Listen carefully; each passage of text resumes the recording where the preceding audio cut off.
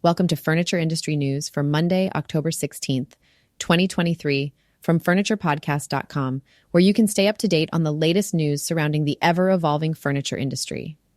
In today's episode, we'll cover retailers' priorities at the high point market, the decrease in U.S. consumer spending on home-related products, and the challenges faced by small business retailers in paying rent. Buyers flock to the high point market for a plethora of reasons. After all, with around 2,000 vendors present, there's bound to be something that fulfills the needs of most retailers.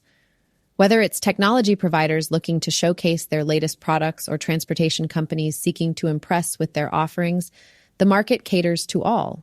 But it's not just about the products. There are also ample opportunities for networking and attending educational sessions. Here's what several retailers had to say during the market. Matt Pridemore from Badcock Home Furniture and More Dealer in Valdosta, Georgia, is focusing on stationary living room and dining room items, as there seems to be a shift away from reclining furniture.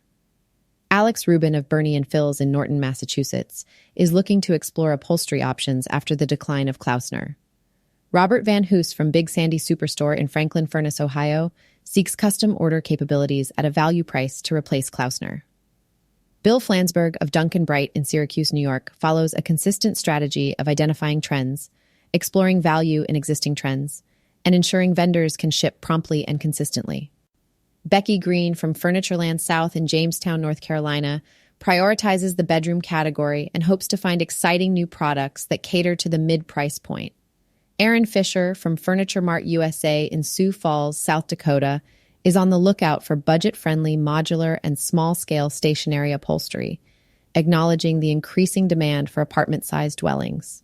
Lael Thompson from Home Collections Furniture in Aurora, Colorado, plans on focusing on upholstery, accents, and lighting, with an emphasis on personalization and affordability. Eric Easter from Kittles in Indianapolis highlights their focus on stationary upholstery and motion as they seek to fill the gap left by Klausner. Gentry Prestwood from Miskelly Furniture in Pearl, Mississippi, aims to find upholstery vendors who offer viable alternatives to Klausner and desires a refreshing update to their product range. Scott Bowman from Zach's Home Furnishings in Johnson City, Tennessee, devotes himself to sourcing quality goods that provide value compared to competitors focusing solely on cheaply made items. He also searches for styles and finishes that deviate from the popular farmhouse look and seeks to stay updated on the ever-changing digital marketing landscape. These retailers demonstrate the diverse priorities and strategies undertaken by industry professionals at the high point market. With a wide range of preferences and goals, the market is sure to deliver a plethora of options for buyers. So let's talk about consumer spending on home-related products in the U.S.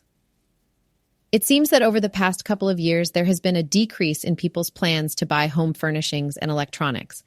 According to Deloitte's Global State of the Consumer Tracker, this decline has been quite steady.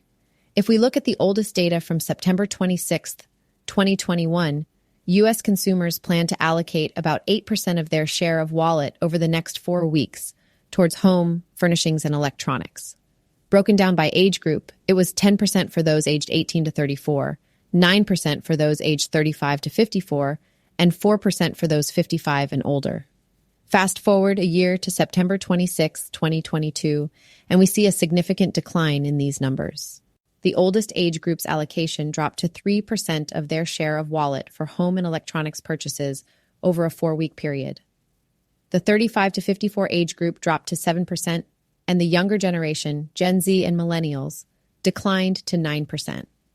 Overall, the share of wallet for home-related products fell to 6% across all age groups.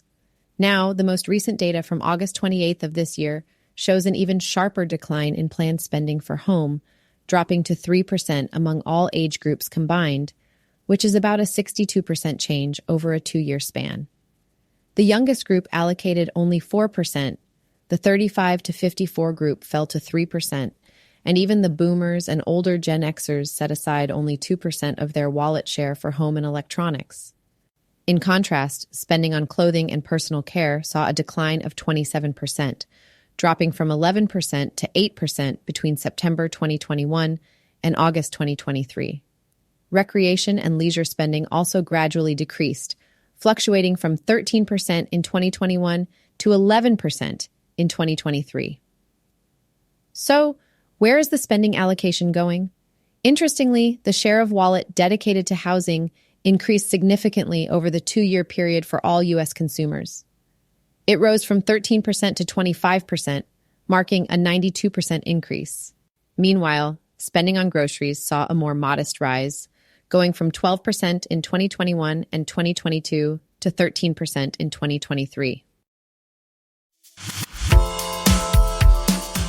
So, we've been hearing a lot about the current state of the economy and how it's affecting different industries. And one industry that's really feeling the pinch is retail.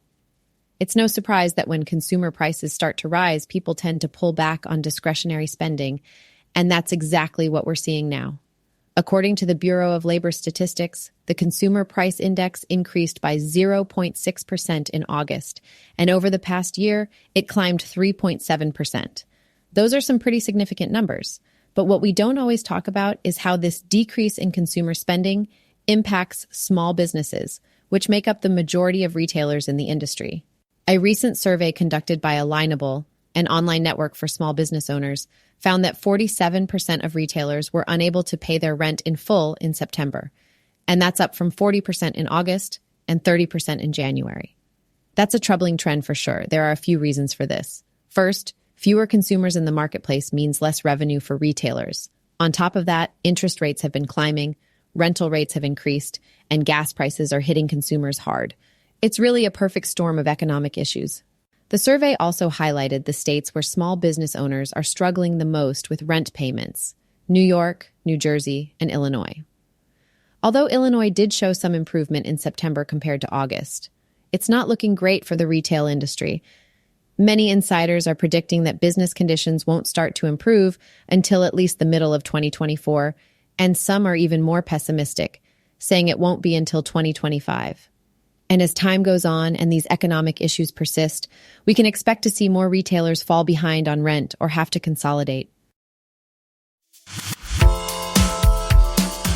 Stay tuned to furniture industry news from FurniturePodcast.com to stay informed on the latest updates in the furniture industry, and make sure to subscribe for future episodes.